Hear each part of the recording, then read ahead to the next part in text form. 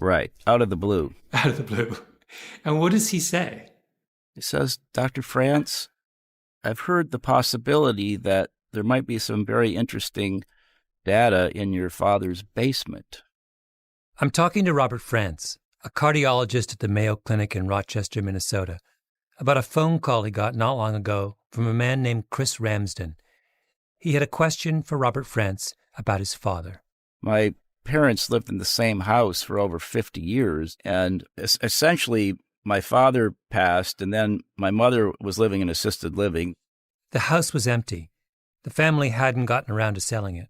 So we just sort of left it. Nobody was necessarily living in it, but it was there. And so when Chris said there might be something in the basement of interest, I feel like every great Midwestern detective story begins with the line, "There might be something in the basement of interest." I had some concern because the joke in our family was that if we ever need to sell that house, we should just call the Air Force and call in a napalm strike. There were files that had every paper that my father had ever published and every PhD thesis that he'd ever reviewed. And he was also an amateur radio operator, and he built his own radios, hand wound his own coils, and built his own receivers. And so there's all this radio stuff down there. So there was a lot of stuff in that basement when Chris called. My name is Malcolm Gladwell. You're listening to Revisionist History, my podcast about things overlooked and misunderstood.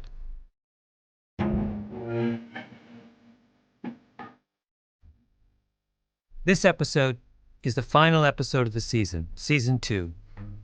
It's a medical mystery, a detective story about a long-forgotten scientific study, a study with a crucial clue. I left this episode to the last for a reason, because it is also, in many ways, the most personal of this year's stories. And it was Robert France who got me thinking about all this.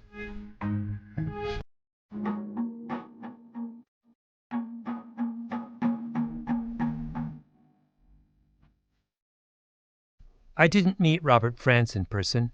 I was just calling him to clarify a few questions from another story I was working on. The previous episode, in fact. The one about French fries. It wasn't worth flying all the way to Minnesota for this one interview, I thought. I was at my parents' home in Canada and preoccupied.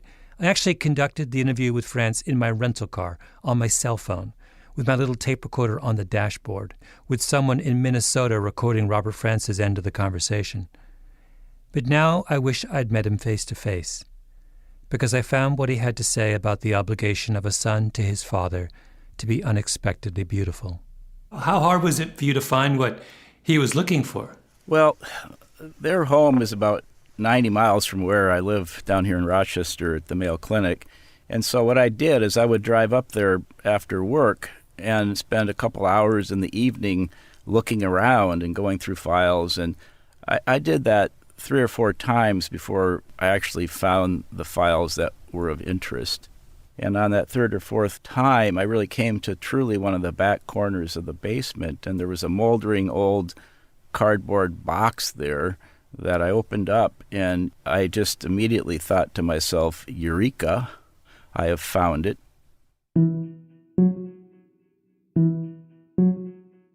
Robert France's father, the man who left the box in the basement, was Ivan France Jr., born in Smithville, West Virginia in 1916. He was slender and upright, with a magnificent head of hair which he kept all his life. He flew planes, tinkered with radios, played the clarinet. He wrote his scientific papers longhand, sitting at the dining room table in immaculate handwriting on yellow legal pads. Pencil, eraser, pencil sharpener, all just so. He was precise, punctual.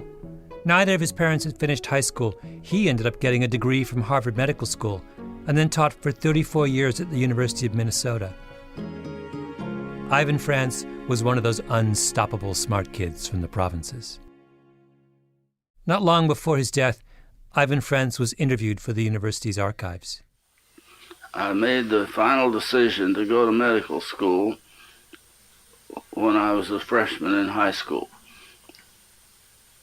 That's a story I'd like to hear. And how did I decide to do that? Well, noticed how my parents felt about people, and the only people that I could see that they really respected were the Baptist preacher and the physician that took care of them. I knew I would never make it as a preacher. I'd run this whole interview if I could. I had another decision at that point, too, that I was offered a chance to play in a band in a cruise ship going between New York and Livermore. And at the same time, the chemistry department asked me to do a little research project in the summer, see. There again, I made the wrong decision and went with the chemistry department. I see. You never got to play the clarinet then for rich people on the luxury ship. No. What a loss to music. Yeah. Ivan Frantz did not end up on cruise ships. He chose instead to devote his life to studying heart disease, specifically to understanding the role of cholesterol and blood lipids in heart attacks. He took his research seriously. Robert Frantz says that his father raised his 5 boys according to the best practices of nutritional science. My dad would occasionally come home and say, hey, let's look at the lipids in the family, and we'd line up, and my mom would draw our blood because she felt she was better at it than my father, and he'd bring it down to the lab and look at our lipid profiles. You don't remember your lipid profile, do you? Well, they're always pretty good, because I think from an early stage, my family tended to eat a low saturated fat diet. I remember a day when my dad brought back a piece of something that was the first efforts at making something like, supposed to taste like steak or hamburger, but was actually had no meat in it. And so these early efforts were foisted upon us, and we did our best to help my father to understand that making something that tastes like meat that isn't meat is not going to be an easy thing to do. You were his guinea pigs. Well, in a way we were, and I think it's true that he would have these ideas about things and say, well, let's try this. It's not really meat, but it's supposed to taste like meat, and maybe this is a way we can try to reduce our saturated fat intake. Yeah. Did he weigh in on, he sounds like he must have weighed in on what the family should be eating. We basically ate a lot of vegetables, like lightly steamed broccoli with some lemon and pepper on it or something, and maybe a little bit of margarine. In the 1960s, Robert's father decided he had gone as far as he could in answering technical questions about the way in which cholesterol was synthesized by the body. He wanted to do something more practical, more useful. So he ran an idea by the head of the Heart Institute at the National Institutes of Health. This guy that was the head of that down there used to come up and visit me once in a while to see if I was doing what I was supposed to do with the NIH money. He wanted to play chess, so every time he would come up here, we'd have to get together in the evening and play chess. Fair enough. So it was starting to become a kind of an old boys network, and I told him that I thought that was something that the NIH should do, was to organize a big study in the general population to find out if there really was a relationship between diet, cholesterol, and heart disease. Let's take a step backwards for a moment, because you can't understand the importance of what Frantz was suggesting and why the basement tapes would ultimately matter so much until you understand how scientists usually study diet. There are lots of ways to analyze the effect that diet has on health.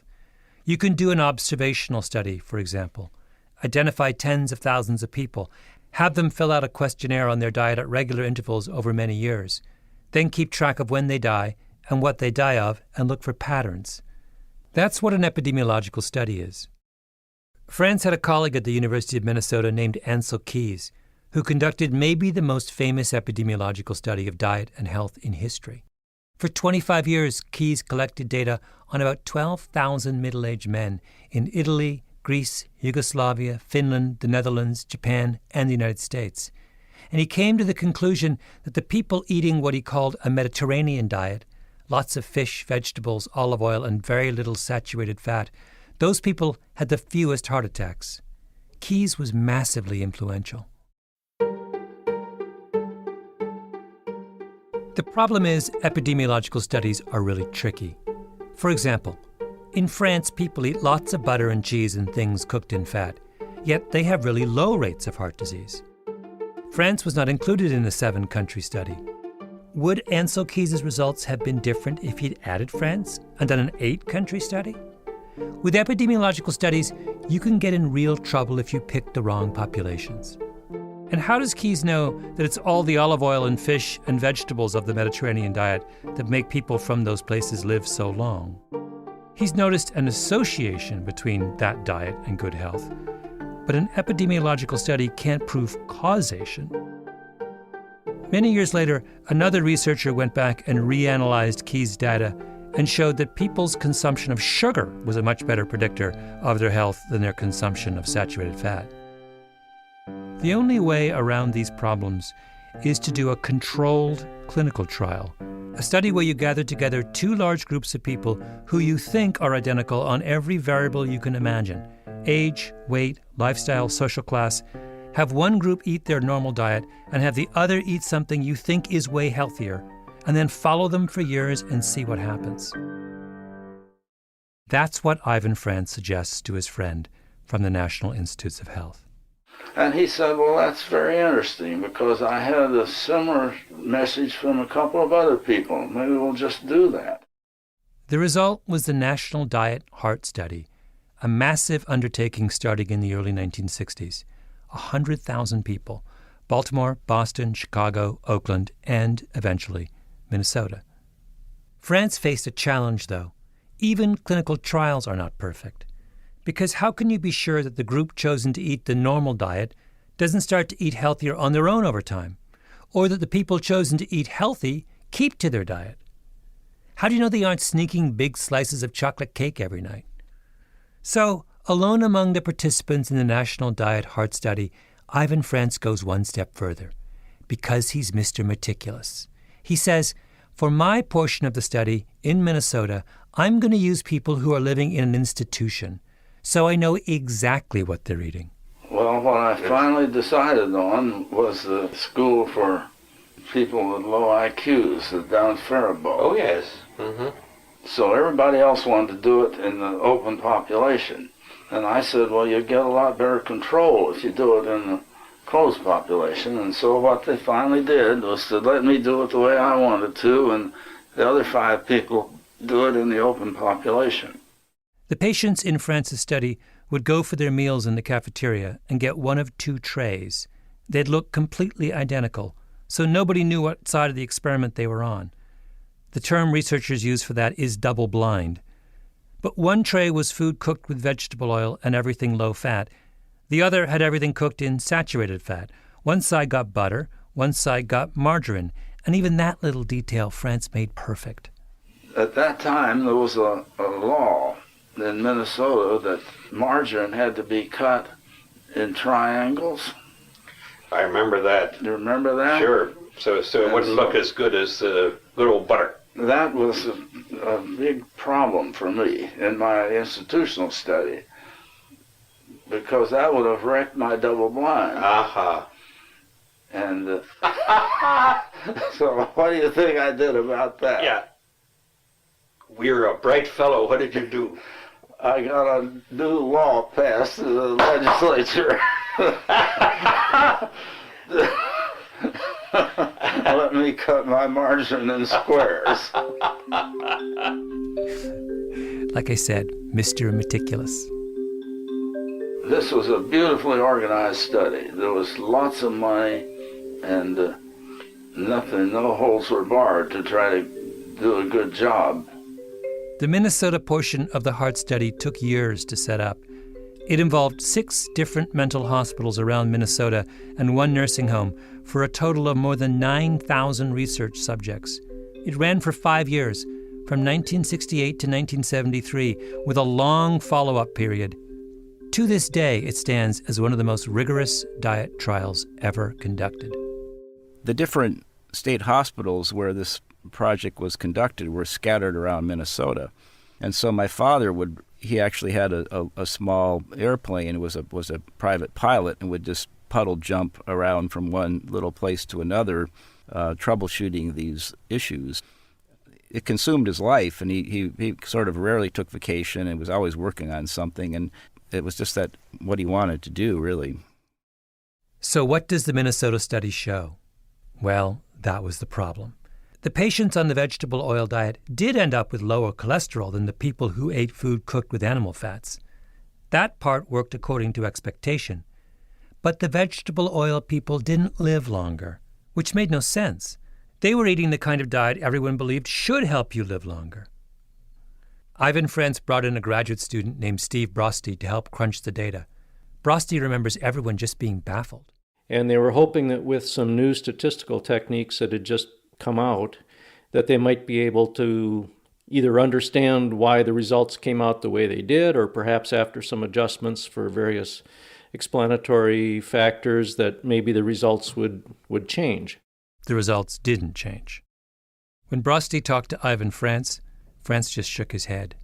I remember him just expressing his bewilderment at how this could possibly have happened. Broste wrote up his results for his master's thesis, but he never published it. In 1989, 15 years after the Minnesota experiment ended, Ivan Frantz finally published his results. But the paper was vague and didn't really go into detail, as if after thinking it over for 15 years, he still couldn't make sense of what happened. This was a man who never ate butter, who regularly checked the lipid levels of his children's blood. This was what he believed in. To test that belief, he spent years and millions of dollars designing the perfect clinical trial. Perfect. One step beyond everyone else in the National Diet Heart Study. And after all that, the results were equivocal. He put a box full of all of his old data in his basement because he didn't believe in throwing anything out. He retired. He died in 2009. And his study was all but forgotten for a quarter century. Until Ivan Frantz's son, Robert, got a call out of the blue from Christopher Ramsden. It's pretty fun to try and track down missing data, so one clue led to another. Christopher Ramsden is a researcher at the National Institutes of Health. For 7 years, he served as a lieutenant commander in the commissioned corps of the U.S. Public Health Service. He comes to the field of diet research from a different perspective than the majority of his peers. People like Ivan Frantz or Ansel Keys were interested in the effects of saturated fats.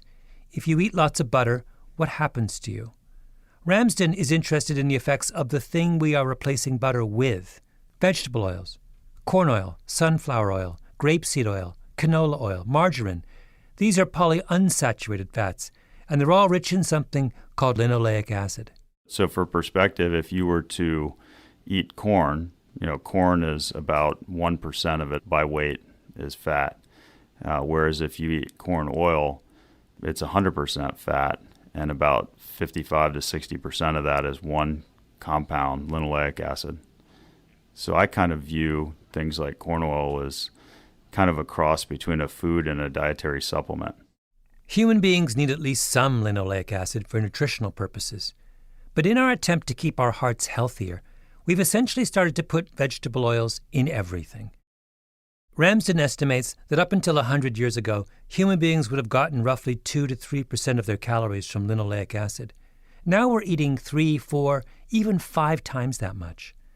And the thing about linoleic acid is, it's not benign. It builds up in certain tissues. It may play a role in inflammation. So what does it mean that we've suddenly decided to consume large quantities of something so problematic? Yeah, I think it's fair to say we're, performing sort of an uncontrolled human experiment. Ramsden wanted some way to compare the health of people who eat lots of linoleic acid with people who eat a traditional diet of almost no linoleic acid. But what was he going to do? Somehow convince the government to give him hundreds of millions of dollars for the study? And then find thousands of people willing to turn their diets upside down? Then he realizes, wait, those studies have already been done. In all of the mountains of data collected half a century ago in the name of studying cholesterol, there should be an answer to the linoleic acid question. Ramsden first comes across something called the Sydney Diet Heart Study. the Australian counterpart to the big heart studies that were going on in the United States at the same time. He needs the raw data, but the study's main authors are long dead. One of the research assistants on the project, though, is still alive. Ramsden tracks him down. I think you know what happens next. So these data were actually in the house, I believe in the attic of Boonsing Leelarthapen, who was a research assistant at the time of the study, who went on to have a prominent career and got his PhD, and luckily had the foresight to hold on to this 9-track magnetic tape. The attic tapes are exactly what Ramsden is looking for. But the Sydney study is small, 458 people, all middle-aged men, and it wasn't done in a controlled environment. That's when Ramsden calls Robert France and asks him to go rooting through his father's files to get his hands on the Minnesota experiment, the mother of all diet studies. You know, at a certain point, universities make a decision to throw things out that they think are just taking up space and nobody's going to do anything with them anymore. And what's the value in preserving all these old things? And so it turns out that my father felt that was just a huge mistake, that why would you ever throw away the raw data? And sure enough, there they were, on magnetic tapes in a moldering box in the back of the France basement. Chris must have been sharing with you the results as they were doing the work. How actively engaged with you was he when he was working through the data? Well, when they started getting to a point where they had kind of dug this sub-analysis of the people who had been on the diet for more than a year and who were over 65, which was then showing a trend towards this finding that the more their cholesterol was lowered, the higher the risk of an adverse outcome. Adverse outcome, the great medical euphemism for death. Then he called me up and says, Bob, this is a little controversial perhaps, because it's suggesting that there might actually be an adverse effect in some of these people of this diet. With the basement tapes, Ramsden could now drill down into the specifics of the trial. And what he found was that people over 65, the most vulnerable people in the experiment, were dying faster if they ate a so-called healthy diet. The reanalysis of the Sydney trial, by the way, reached the same conclusion. Vegetable oil lowers your cholesterol, which is of course a good thing, but now Ramsden had 2 bits of evidence showing that all that extra linoleic acid seemed to be doing something else, something that more than canceled out all the other benefits of vegetable oil. If you listened to the previous episode of Revisionist History, you heard me complaining about how McDonald's ruined French fries. They used to cook them in animal fat, and they were divine. But then, in 1990, they switched to frying them in vegetable oils, and that's why they now taste like cardboard. We had to give up on one of the most delicious foods ever because we were told it was better for us, healthier. Saturated fats were bad. Look in your kitchen. Look at how much vegetable oil you have in your cupboard. Your ancestors did not have big bottles of corn oil lying around. But now Ramsden comes along and says, wait a minute, the basement tape suggests that stuff is not so healthy after all. Linoleic acid might be a real problem. Let me just read to you from the conclusion of Ramsden's research article on the Minnesota study. It's in the British Medical Journal. And remember that this is a super cautious scientist speaking in the final paragraphs of a peer-reviewed research paper that was probably rewritten and rewritten 10 times to tone it down as much as possible. It concludes, available evidence from randomized controlled trials shows that replacement of saturated fat with linoleic acid effectively lowers serum cholesterol, but does not support the hypothesis that this translates to a lower risk of death from coronary heart disease or all causes. He's saying there's no good evidence that reducing saturated fat makes you live longer. The best clinical trials we have reach the opposite conclusion. That's why Ramsden calls up Ivan France's son before he publishes his findings. He has to. So he said, how do you feel about that? This could be a little bit sensitive for you because this is your father's life work, and maybe in some situations it didn't actually have a neutral effect. Perhaps it wasn't even good for people. It's not a trivial issue for either man, is it? Ramsden is challenging 50 years of medical orthodoxy, and he'd enlisted the son of the very man who helped create that orthodoxy. Ramsden tells Robert Frantz, "I am about to call into question your father's life's work, to show that something he believed in his whole career perhaps wasn't that good for people. How do you feel about that?" Which means, have I made you complicit in the betrayal of your own father? And what does Frantz say? This is the heart of it. Frantz says, no, I'm not betraying my father. If my father were alive, he would have done the same thing, rummaged through his basement and given you the same computer tapes. I think my father would be very pleased because that's science, right? You have a hypothesis, you try to test it, maybe it's dogma breaking, maybe it's not, and if things go a different direction, then you've got to try to explain that. My father was a humble man, he would not be quick to take a lot of credit for things. Ivan Frantz had a set of beliefs, opinions. He thought you lived longer if you lowered your cholesterol. He thought that a healthy diet was one rich in vegetable oils and low in saturated fats. He believed in margarine and not butter. Those were the beliefs that drove his research agenda. But what Robert Frantz is talking about when he says, "My father was a humble man," is something far more crucial than belief. He's talking about his father's principles, the foundation of his father's thinking. Ivan Frantz's foundational principle was humility. He was fully prepared to accept at any given moment that his beliefs might not be right, and that he might not know the answer. In helping to prove his father wrong, the son was upholding his father's memory. When I interviewed Robert Frantz, I had just lost my father, 3 days before. That's why I was at home in Canada. I was going to cancel the interview, but in the end that seemed as much trouble as doing it. So I sat in my rental car, on my cell phone, and as Robert Frantz talked about his father, it seemed to me that he was describing my father as well. Graham Morris Leslie Gladwell. An academic, a mathematician, slender, a full head of hair, he would sit at his desk at home and write his mathematics papers in elegant longhand. Pencil, eraser, all just so. Maybe if my father hadn't just died, I wouldn't have made that connection. But then and there it seemed inescapable. And the more I listened, the more I realized that Frantz was talking about things that I had been thinking about as well. What is a child's obligation to his parent? I took my father's presence for granted for as long as he was alive, and when he died, the first shocking realization was that I had to find a way to keep him alive in my heart, to honor his memory. How do we do that? Not by honoring our parents' beliefs. We are different people than they are, born in different eras, shaped by different forces. What we are obliged to honor in our parents is their principles, the rules by which they lived their lives.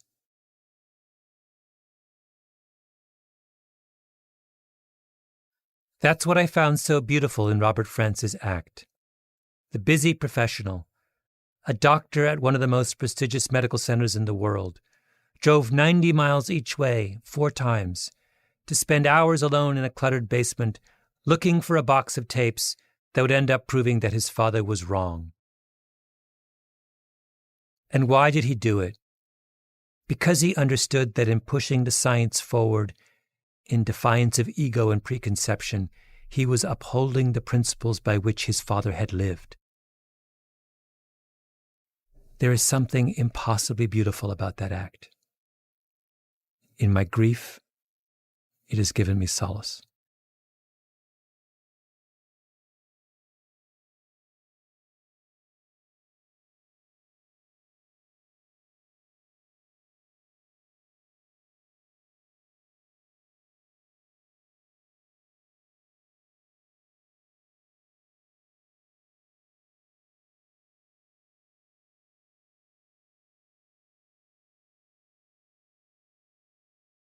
Revisionist History is produced by Mia Lobel and Jacob Smith with Camille Baptista, Stephanie Daniel, and Xiomara Martinez-White. Our editor is Julia Barton. Flawn Williams is our engineer. Original music by Luis Guerra. Special thanks to Andy Bowers and Jacob Weisberg at Panoply. I'm Malcolm Gladwell.